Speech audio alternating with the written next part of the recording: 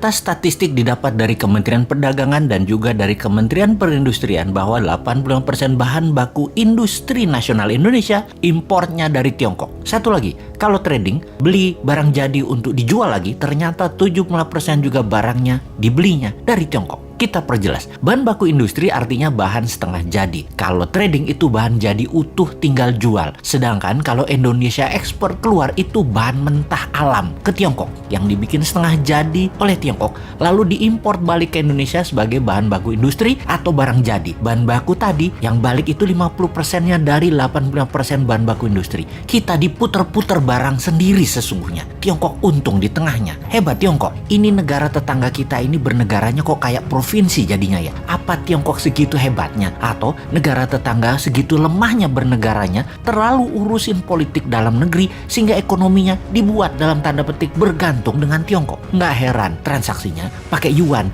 Baru ngeh saya juga. Multi currency atau mata uang yang berlaku di banyak negara seperti yen, dolar, dan euro memang tidak diperlukan kalau kayak gitu. Ya itulah kenapa istilah provinsi itu muncul. Timur nih, kalau Newman yang pegang mandat, 90% kebutuhan negaranya tergantung rupiah dan barang dari Indonesia. Jadi tanpa perlu diintegrasi penyatuan kembali Timur ke wilayah Indonesia, ya Timur sudah jadi provinsi lagi. Sama seperti Gajah Mada menyatukan Nusantara juga bukan pakai military approach, tetapi pakai economic approach, pakai emasnya Majapahit. Atau istilah ini adalah semua dalam buku Akademi Militer, namanya kolonialisasi 5.0, seperti yang dilakukan oleh Tiongkok. Kolonialisasi 5.0 pakai yuannya Tiongkok. Itu adalah economic approach. Negara tetangga itu jadinya ya kalah diplomasi, kalah strategi, kalah ekonomi, puncaknya ya kalah kedaulatan.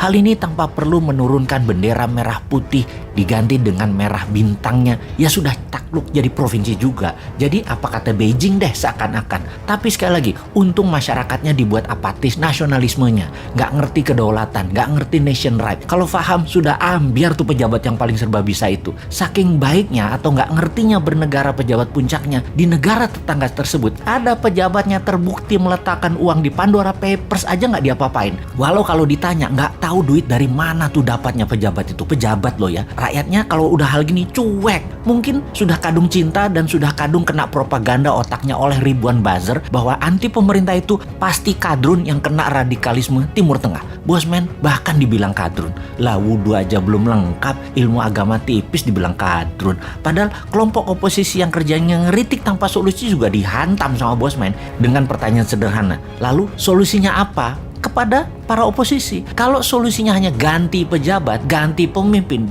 sama aja nanti. Pasti bingung juga dan hutang lagi ketika penggantinya baru pejabat dari sisi oposisi. Sama pasti. Jadi bagaimana mengembalikan kedaulatan bernegara tanpa bergantung kepada satu negara yang saat ini menjadikan negara tetangga provinsinya Tiongkok. Secara terselubung, ya terus dibungkus rapih dengan kebinekaan saat ini. Sahabat, buka pikiran putra-putri bangsa Indonesia dengan melihat dunia. Mereka kita buat tinggal di Eropa, tinggal di Amerika Utara, tinggal di Amerika Selatan, di ASEAN dan negara Asia Timur. 5 tahun pertama minimum mereka tinggal 2 tahun untuk ambil kursus apa saja. Juga ambil ilmu kekinian di berbagai belahan dunia. Kirim 10 juta putra-putri terbaik untuk mendapatkan ilmu, mendapatkan jaringan dan pengalaman hidup di berbagai negara yang ekonominya lebih maju dari Indonesia. Di tanah air, sekolah ubah kurikulumnya. Bukan 6 tahun SD, 3 tahun SMP, 3 tahun SMA, total 12 tahun, tapi ubah hanya 10 tahun. Nggak ada yang namanya SD, SMP, SMA. Yang ada hanya sekolah pratama atau primary school, kemudian sekolah kejuruan, universitas, sekolah tinggi,